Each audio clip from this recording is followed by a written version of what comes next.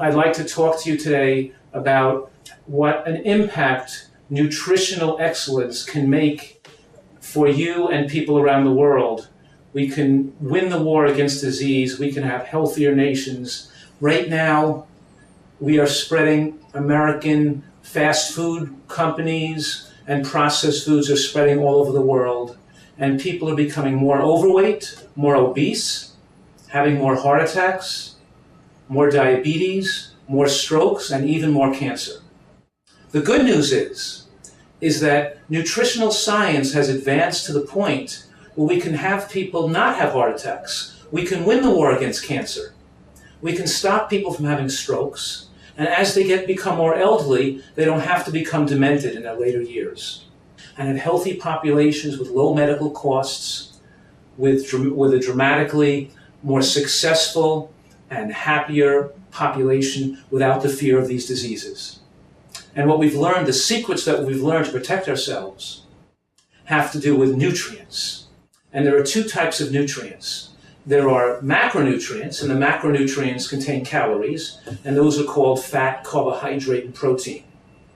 And if you eat too many macronutrients, too much fat, too much carbohydrate, and too much protein, we can become overweight, and we can promote aging and promote heart attacks and strokes.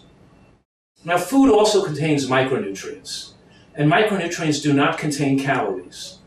They're things like vitamins and minerals and phytochemicals.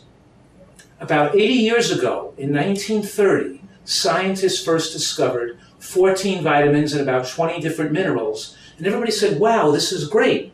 We can help people live longer and help people be much healthier. And what happened between 1935 and 2005 is that heart attack rates went up all over the world, stroke rates went up, and cancer rates went up every single year for 70 years straight. We didn't realize until about 15 years ago that the third type of micronutrients, called phytochemicals, were missing, because the third type of micronutrients, called phytochemicals, are not found in processed foods, and they're not found in animal products, but they're found in fruits and vegetables. So when we thought that we could take processed foods and add a few vitamins and minerals to it, or take a vitamin supplement and think we're getting enough, we were mistaken. Because now we know that every tomato has 1,000 different nutrients in it.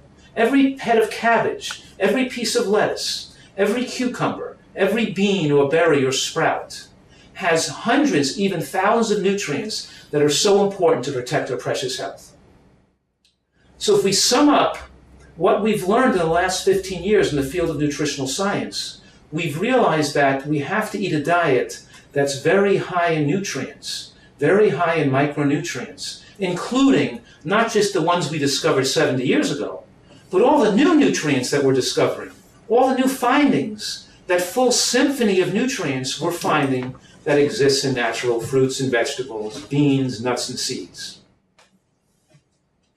So the first thing I'm saying here, I'm making the point that as a nation, countries all over the world have made tremendous mistakes as far as protecting the health of their population. The mistake we made is we thought that we could eat anything. We could eat white flour, we could eat bread, we could eat pasta, we could eat sugar, we could drink soda all day. It doesn't have to be high in micronutrients, and then we could just take a vitamin pill and be okay. And we found out it doesn't work. We actually have to eat real food with a climate to grow healthy foods, and farmers that grow fresh fruits and vegetables, and a homeland that has availability of peppers and tomatoes and cabbage and lettuce and sesame seeds. You have the availability to eat superfoods, and these superfoods could protect us against chronic, degenerative, and dangerous diseases, preventing medical tragedies. So you have to really eat these foods. So let's talk about this for a minute. Because we're saying here is that we have to eat a diet high in nutrients and lower in calories. So the first thing I'm saying to you is that animal products like chicken and meat and fish and eggs should not be the major portion of a diet. A healthy diet has to be plant-based. Most of what we eat has to get these phytochemicals from natural plant foods.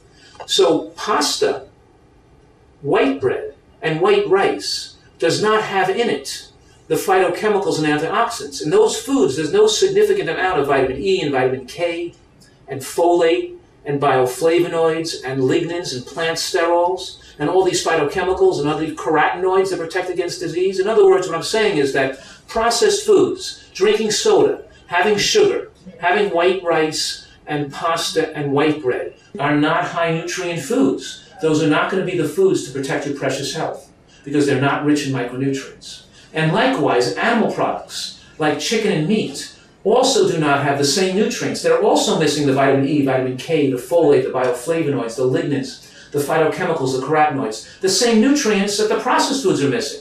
Worldwide, we're seeing populations get most of their calories from processed foods and animal products, and they're not eating fruits and vegetables. Then what are they missing?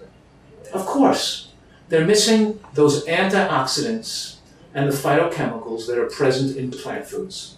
And instead of going to doctors and getting pills to take to lower your blood pressure, and instead of taking medications to take away chest pains, and then having surgeries on people's hearts or procedures to make the blood to flow better, those do not make people live longer. The most powerful intervention, the most powerful medicine is what you can do in your own home, in your own kitchens, in your own gardens, and what you can do with your own life to protect your precious health. It's not what doctors can do for you with medications and surgeries. What I'm saying today is that we all are in this together. If we all eat a diet, which we call it a plant-based high-nutrient diet, we look to eat more of the foods that are highest in nutrients. And the foods that are highest in nutrients, including these micronutrients I'm talking about, are green vegetables. Green vegetables win the awards because they have more nutrients per calorie than any other food. In other words, an animal product like a piece of chicken or a piece of meat is not high in nutrients per calorie. It gives you lots of calories, but not lots of micronutrients. Now take a piece of broccoli or some cabbage or kale that also is high in protein, because don't forget, green vegetables are high in protein. That's how come gorillas, hippopotamus, rhinoceros, elephant, and giraffes get so big, because they eat green vegetables, they eat a lot of protein. And green vegetables are high in protein. But here you have the protein packaged with lots of micronutrients, with the phytochemicals, with the antioxidants, with the things that make the body age slower, and we keep our youthfulness, our vigor, and our good health into later years. And if we look at the healthiest people around the whole world, and the pockets of civilization where people live the longest, it's always the people that eat the most vegetables live the longest. Let's touch on certain types of foods we want to include in our diet for optimal health. Number one is beans. Beans like kidney beans, navy beans, lentils, split peas. Beans have something in them called resistant starch. And resistant starch doesn't raise the glucose level. It's broken down by bacteria in the colon. And the bacteria in the colon change the resistant starch into short-chain fatty acids. And those fatty acids protect us against colon cancer. Beans promote weight loss, they give us energy, they're high in protein, and they protect us against cancer, and they're linked in the scientific studies to enhancement of longevity in elderly people. Number two, green vegetables.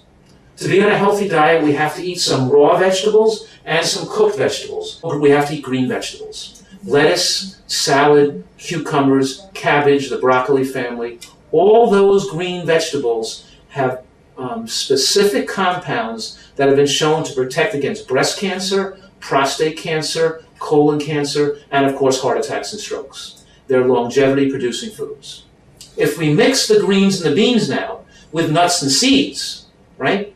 Almonds, cashews, sesame seeds, sunflower seeds, they have almost magical superfoods, protective compounds that prevent against cardiac arrhythmias, irregular heartbeats. They lower your cholesterol. They make people live longer. They prevent sudden cardiac death. They stabilize the brain. And healthy fats and seeds and nuts increase the absorption of nutrients from the vegetables and the beans. They also make the protein very complete. So it's not about just eating less fat. It's eating about more of the whole food healthy fats from nuts to seeds. Now, nuts and seeds contain a special compound called plant sterols. And these sterols have been shown to lower cholesterol levels and protect against heart attacks. But they also have a dramatic effect to protect against cancer as well. So what I do is we take some sesame seeds, and maybe we'll mix it with an orange, and make a dressing or a dip to put on the salad, right? Or we'll throw some seeds and nuts with some tomato sauce, and we'll make a dressing, we'll make some kind of dressing or a sauce. In other words, using nuts and seeds as part of your dressings and dips is a very important part of excellent nutrition. Last, fresh fruit like oranges and berries and kiwis also contains various compounds, phenols and anthocyanins, special compounds that protect against various cancers and are important for good health. And lastly, of course, whole grains like sorghum, wild rice, brown rice, whole grain rices, whole oats, whole barley. Think whole grains, not processed white flour, not white rice and white flour, but using more whole grains. So we know now that the more vegetables and fruits and beans and nuts and seeds eaten, the longer people live and the lower the risk of heart attacks and strokes and cancers. Now, in addition to preventing these chronic diseases later on in life, it also can help people have better function in school, more attention, more alertness, more protection against diseases like influenza, like the flu.